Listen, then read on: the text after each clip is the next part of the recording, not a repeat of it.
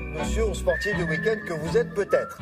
A priori, on se dit, tiens, c'est bien, c'est recommandé par la médecine et tous les médecins en cœur qui vous disent, faites du sport. Oui, mais tout le monde n'est pas d'accord là-dessus. Alors, Finalement. en fait, cette nouvelle étude qui a été réalisée par des chercheurs anglais répond à un problème très concret. C'est-à-dire que depuis des années, on en a souvent parlé ici, on nous recommande, parce que les études l'ont prouvé, on nous recommande de faire du sport au moins 3 fois par semaine, au moins 30 minutes par jour, pour prévenir un certain nombre de maladies chroniques et même certains cancers. On sait que quand on a une pratique régulière d'une activité physique, on va même gagner en espérance de vie. On peut gagner plusieurs années d'espérance de vie. Mais quand on travaille, quand on est occupé dans la semaine, comment faire pour réaliser ces séances régulières de sport ou d'activité physique? Manque de temps, quoi. Manque de temps pour beaucoup d'entre nous. Et donc cette nouvelle étude répond en quelque sorte à cette question puisqu'elle a suivi pendant 9 ans 63 000 personnes et elle nous montre au final que les sportifs du week-end, ceux qui pratiquent 1 à 2 fois du sport, donc soit le samedi et le dimanche, soit même que le dimanche, eh bien, ils arrivent à avoir des bénéfices en termes de santé. Par exemple, ceux qui pratiquent 75 minutes de sport le dimanche, vont...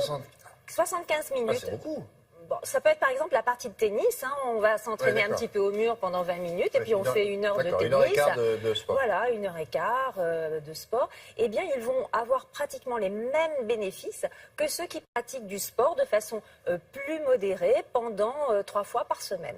Et ce que les chercheurs appellent vraiment les guerriers du week-end, ceux qui vont pratiquer 300 minutes, alors ça c'est vrai que c'est beaucoup, 300 minutes de sport par week-end, vont avoir pratiquement les mêmes bénéfices que ceux qui font du sport très régulièrement au cours de la semaine. Oui, ça ne sert à rien de fractionner dans la semaine, même si on a Alors, du temps. effectivement, maintenant, cette étude ne fait pas l'unanimité. C'est vrai qu'en faisant du sport de façon plus intensive, le week-end, on va protéger sa santé sur, par exemple, au niveau de la prévention d'un certain nombre de maladies, mais on va prendre aussi quelques risques. Et c'est ce que nous explique ce médecin du sport que nous avons rencontré.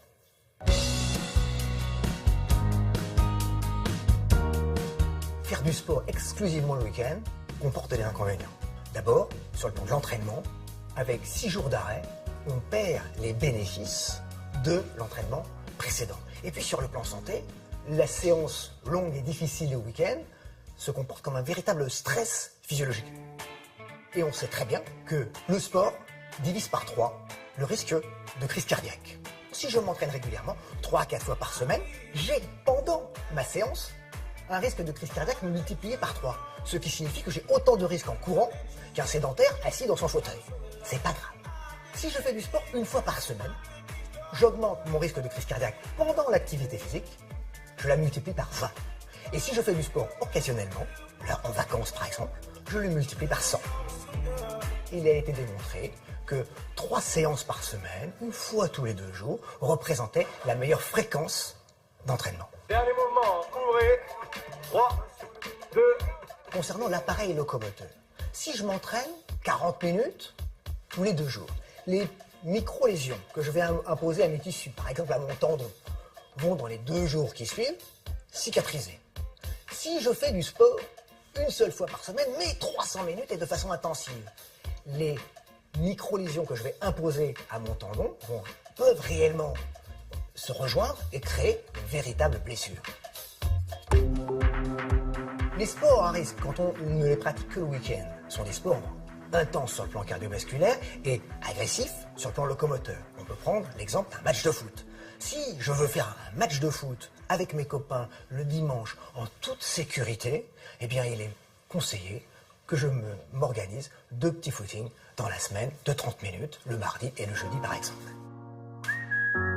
Bien évidemment, il existe des activités physiques qui peuvent être pratiquées que le week-end. On peut penser à la natation, on peut penser à la balade à vélo, mais attention, pas à la sortie de 100 bornes avec les copains. Dans ces circonstances-là, il faut s'entraîner un petit peu en semaine, notamment sur un vélo d'appartement.